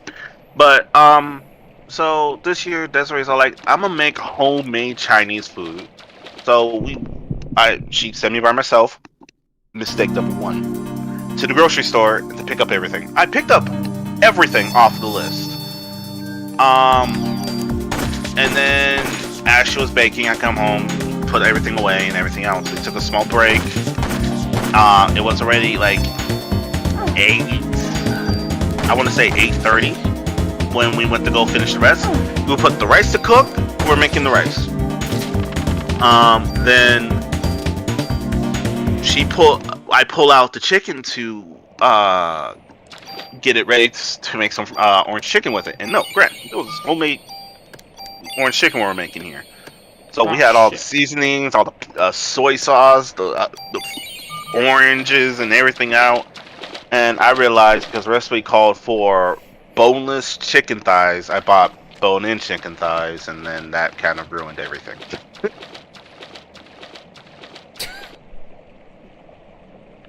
So it went from that to, okay, what are we gonna do? We just ended up ordering pizza for New Year's. Which, you know, it's fine. Pizza for New Year's it's alright. And then at that point, we were just watching our show, eating pizza from Pizza Hut, drinking our apple cider. And then we didn't even watch the countdown. Hell, we didn't even listen to the countdown. We just had Alexa set up an alarm for 12 a.m. So when that went off, we said, "Oh, Happy New Year's, Happy New Year's." The simple New Year's kiss, and then we went back to our show. And then our son fell asleep, and then we went to bed, and that was it. How did you miss? I was 4 feet in front of you. Kiki, I'm not as young as I used to be. Kiki, you are not old. You are slightly aged. There's a difference. Slightly aged. Slightly aged. Whatever that means. It's just a nice way of saying it, Michael. I'm just trying to be nice here. She's younger than us. Shit, we old, bro.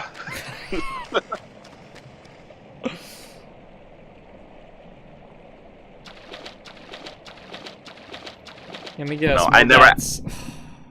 Of course, bats. You're in the sewers. What else supposed to be there? A crocodile? Yes. I don't know. Anything else besides bats. Freaking, I feel like I'm playing Pokemon. Zoom bat. Zoom bat. Michael, you should play Pokemon for one of your streams. Do Pokemon Nuzlocke. You guys want to see that? You guys want to see Michael absolutely blow his brains out on a Pokemon Nuzlocke?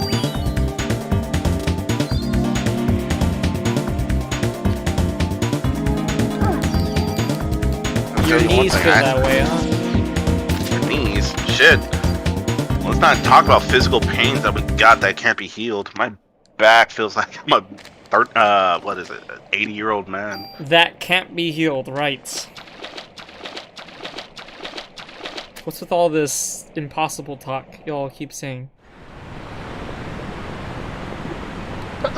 Michael, you know, I love you and everything else, but sometimes I just talk to talk. Don't judge me. Yeah, I noticed that. Not about you, but people in general. Sometimes you gotta listen to the words you're saying. Sometimes, but I'm on stream and my personality is to talk first, think second. You'll learn. You'll learn. I know. I'm gonna have to. One of these days I'm gonna say I really should. Oh shit! I got water. I just found water next to my desk. 4 bats. Oh my gosh! We can dance if we want to.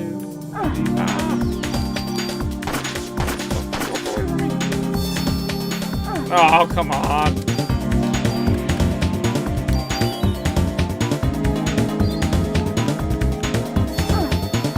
Oh my god! It got me stuck. Yeah, Geek. It's all good. I've been very nasally lately. Do I sound so cute? I've been very nasal. Why? Do you have like something with a spread, or does that matter? Let's see if the fire works on these guys. You should. They're covered in hair and skin. God, so many of them. Ah! Shit.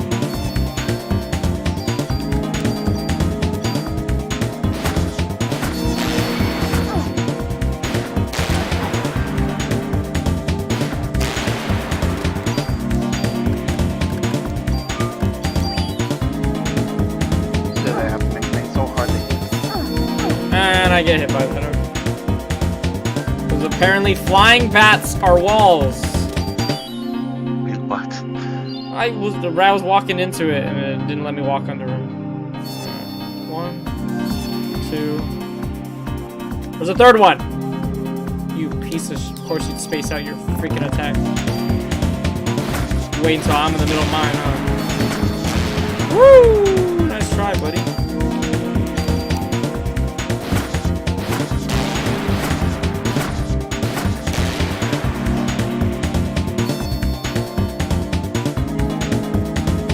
Do it. There it is.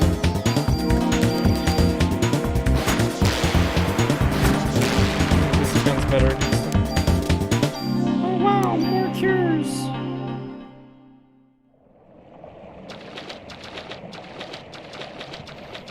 I don't like sewer levels. Get out of here as fast as I can. Sewer levels are annoying. Oh. Anything that has to do with water is annoying. I just don't like all these filler bats, man. Stupid. Is it just like a simple type of enemy depending on level? Last there.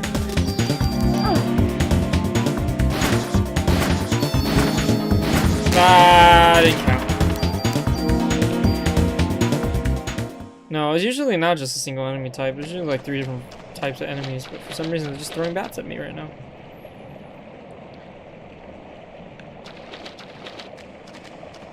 I'm good to go.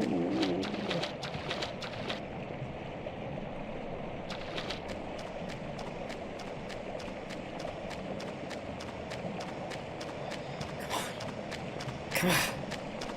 Come on. Get me out of here. Those are annoying. Everything's annoying. Oh So my what God, next old that you plan on playing, Mike? What kind of what? What next old do you plan on playing? This is the last one because the month is already over. January is starting. So I'm debating. I keep going back between I'm gonna stop playing games for the month, and I kind of want to play some games for the month, and I don't know what I'm gonna decide on yet. All I know is I have to decide before I finish this game. Well, okay, let's put it this way. If I would actually prefer you play games for the entire month, just so you can actually get a feel for it and you can actually finish some of the games that you can play, rather than having this list of games and then don't have time for the gaming. You know what I mean? Yeah.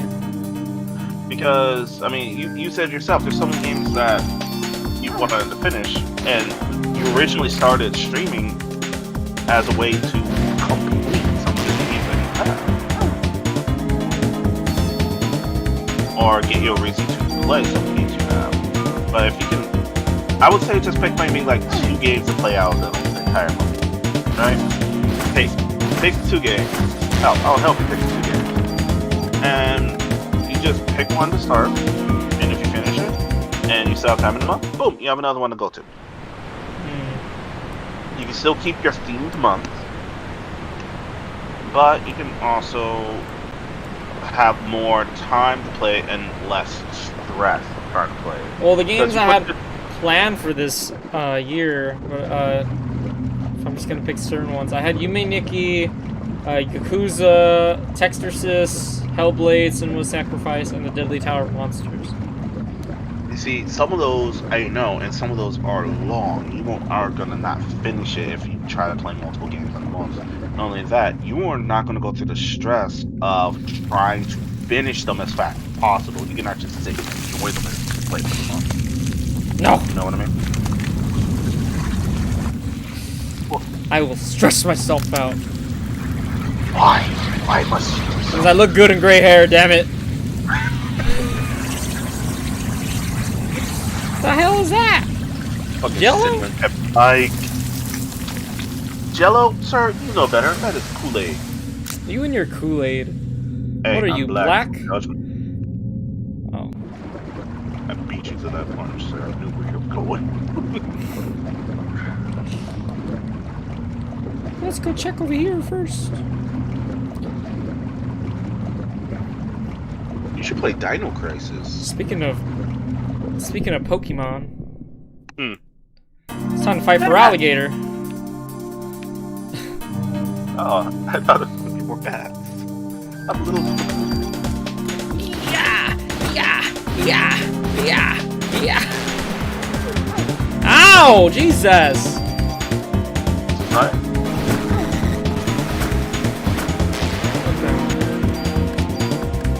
Glad I can heal for a lot.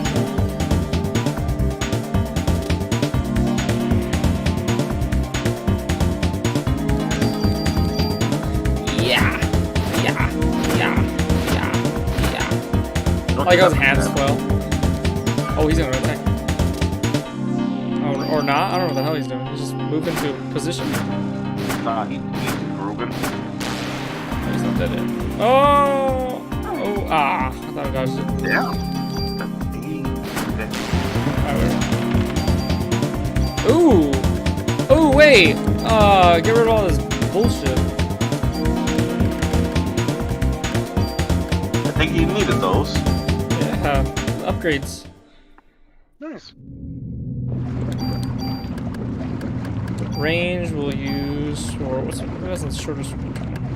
Jesus Christ, thing has 110. My pistol beats it. And then I only have 1 armor, so I guess that. Then we got Chester. Nice. Michael, be I don't careful, it's a know. mimic. I don't know. I don't know if I just want to stay consistent. I don't want to just give up because I feel tired.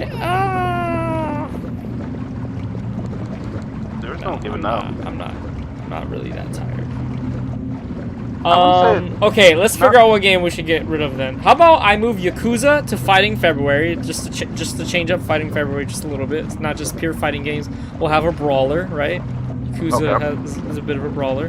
We'll throw Yakuza in February, but I'll play the other 4. Okay. Because I know Yakuza's gonna take a bit. Yakuza's gonna take you a while. Speaking of which, I'm gonna see. If anything, if I think properly, it might take you maybe half a month if you're dedicated to it and putting. No, I won't say half a month, especially if you're putting like maybe 2 or 3 hours into it at a time. And you're just focusing on just the main story. You're not really caring for the side stories or any of the extra stuff. I'll say maybe like, I would say maybe half a month, maybe about 2 weeks out of the month. Just take it to finish Yakuza. But again, doing Yakuza, if I remember right, does operate somewhat on a leveling system. So you don't want to just run through all the leveling. Oh, damn. Nothing without leveling or improving anything. What the hell? Kool-Aid? That was not Kool-Aid, dude. Oh. What kind of thick-ass Kool-Aid you drinking? Oh, it's your sugar right there. That's what happens. That is just pure thick sugar. My grandma always told me to warn me about that sugar consumption. Alright. Let's go figure out what's going on. Oh shit.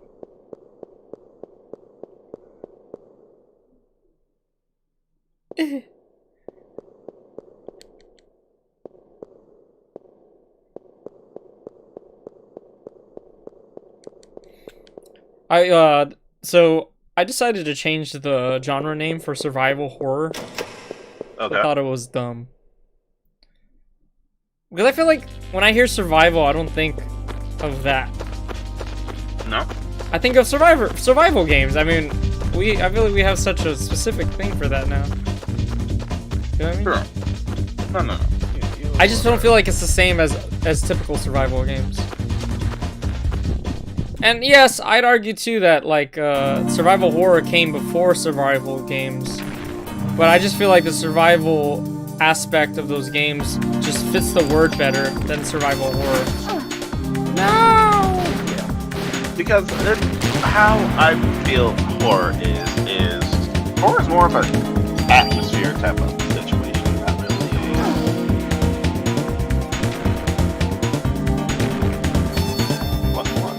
there's something I think about it, but it escapes me.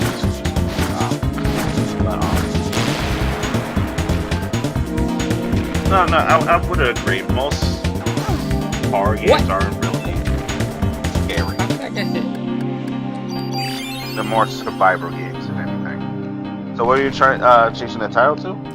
I haven't thought of anything that like has like chef's kiss, name, but right. So far I have enduring horror, where it's about like resisting whatever is like after you and stuff like that, managing resources, things like that.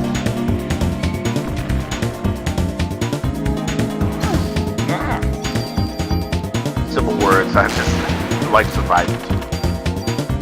Yeah. Well, why don't you just look for a synonym for it? I'm sorry, I was a little distracted. I was just because I'm not in the world of Dead by Daylight very often. So when I decided to tip my toe back in here, I'm seeing this new killer called the Artist. Oh yeah, she's been here for a while. What the hell is that? That means I haven't played in a while. Dude, that is a giant fucking centipede. That's gonna do poison. No. Hey. Oh, do a lot of damage. Fuck you!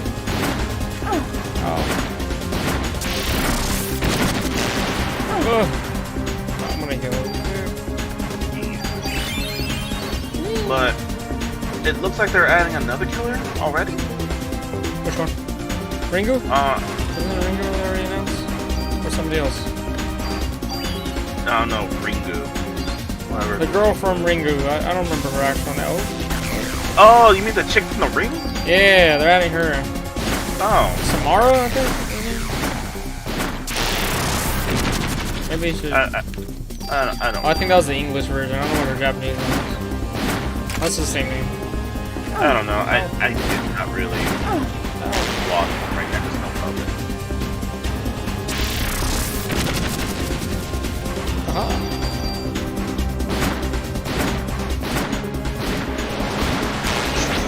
Oh my god, some Kingdom Hearts shit. That's where they got this from. Kingdom Hearts got this fight. the pot fight in part 1. Stupid. Oh my god, oh my god, oh my god, oh my god.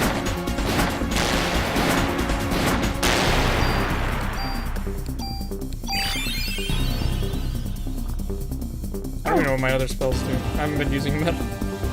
Like, you have spells?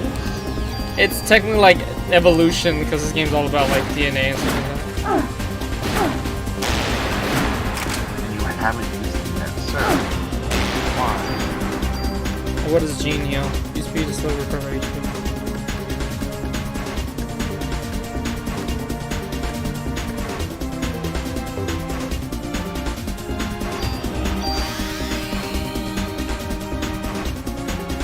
I was going to buy this one. Good thing I didn't. So, I'm just looking at my Humble Bundle. I just got mad here.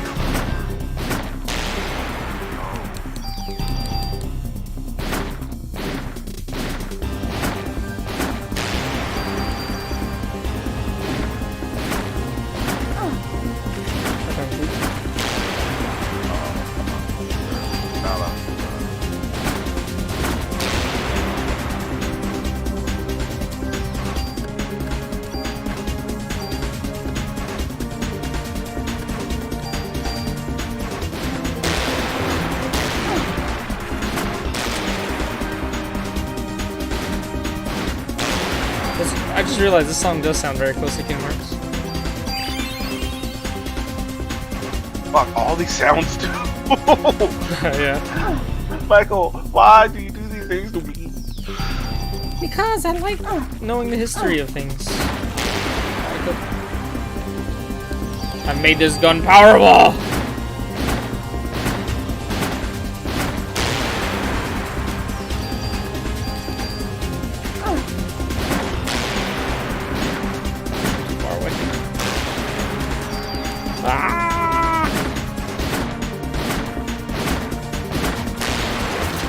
That was easy boss fight. I think you skill up really crazy. I think that's why I'm so strong. Well, because you don't... They kind of make it impossible for you to run away from a fight.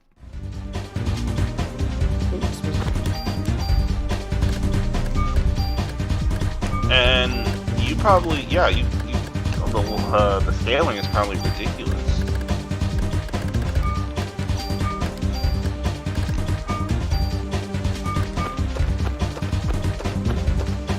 I gotta go. How much time I got left? 7 minutes. Shit. 7 minutes. Yeah, I'm not beating this today, guys. I'll probably play again tomorrow. We'll see. I think. Ooh, sorry, swallowed wrong. I think we're at the end of disc 1, though. Nice. The gate key. The slime's going towards the museum. So I think that's next Did he? year. The museum!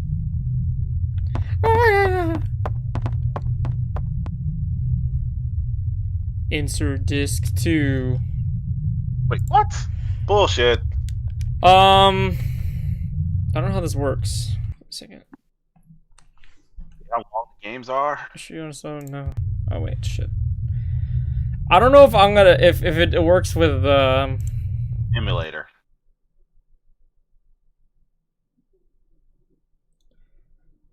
see. Because you fucking needing 2 discs. That's terrible. Save. But- Oh, change this. Here we go. Change this from file. Perfect. This too. See if that works.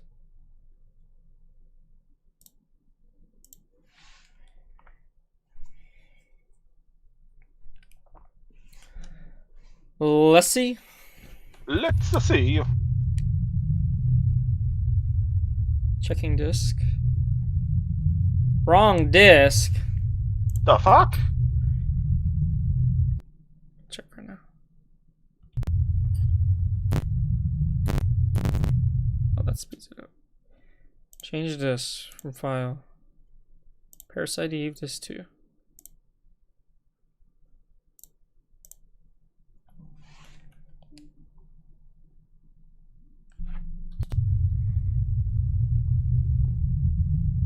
It pauses the game though. I don't know if that's maybe messing with it. Oh, there it goes. I don't know why I didn't read it the first time. Thank God! I need to save the game though so that when we play again I can reload it. Right. Well, maybe if I just save it, it'll work. Let's just get out of here at least. We got the gate key. Guessing we can leave another area now.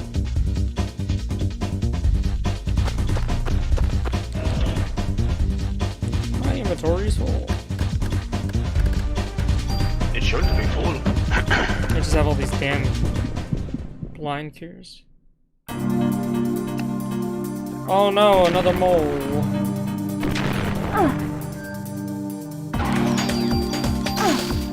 God, he reaches further. Yeah, I got it working though. That's the word. Oh, I'm way too far.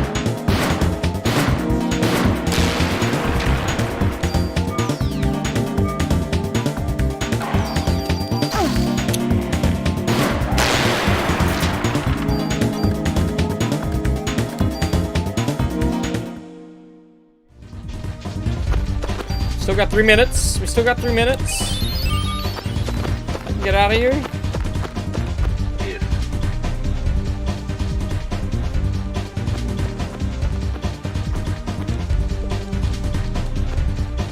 This is reminding me of Gang Beasts. There we go. We can save the game now.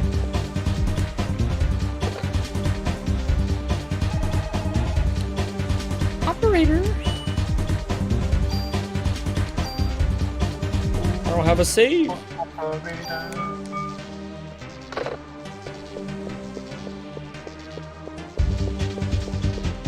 Ah.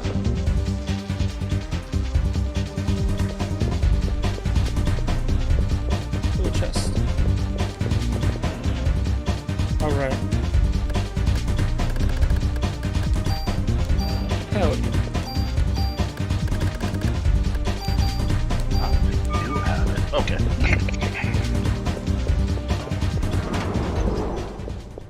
Favorites too, so when I feel like I promise Kiki that after the stream I will hydrate.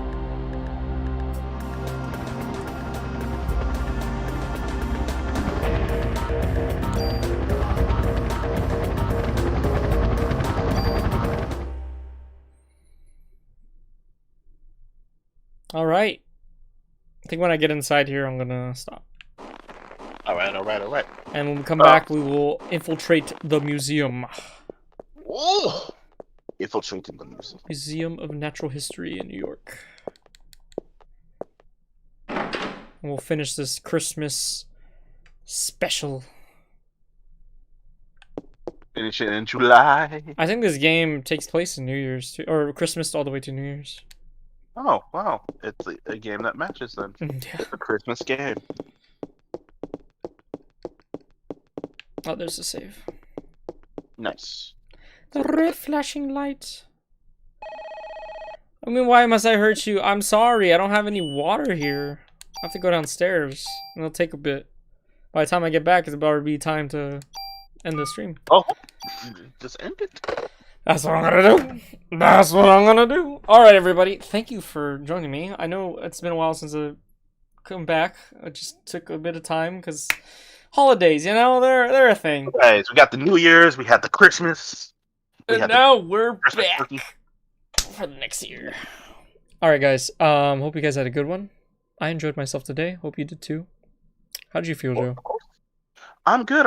Well, again, thank you guys for stopping by, enjoying our little existential gaming, and if you enjoy yourselves here, follow, share, like, do the typical YouTube, Twitch Do all stream. that stuff. Do all that stuff. Yeah. Anyway, Happy New Year. Happy New Year. Have a fantastic night. And if you're on YouTube, post your favorite games of last year. I think that'd be a great thing. Yeah. I'd like to see that. If any of you guys want to do that, post your top 10. I'd read them. I'd read all of them. Yeah, if you can't decide on 10, any number less than 10 is fine too. You just suck. Okay. No, I'm just kidding. All right, y'all. Take care. Have a good one. Bye. Bye.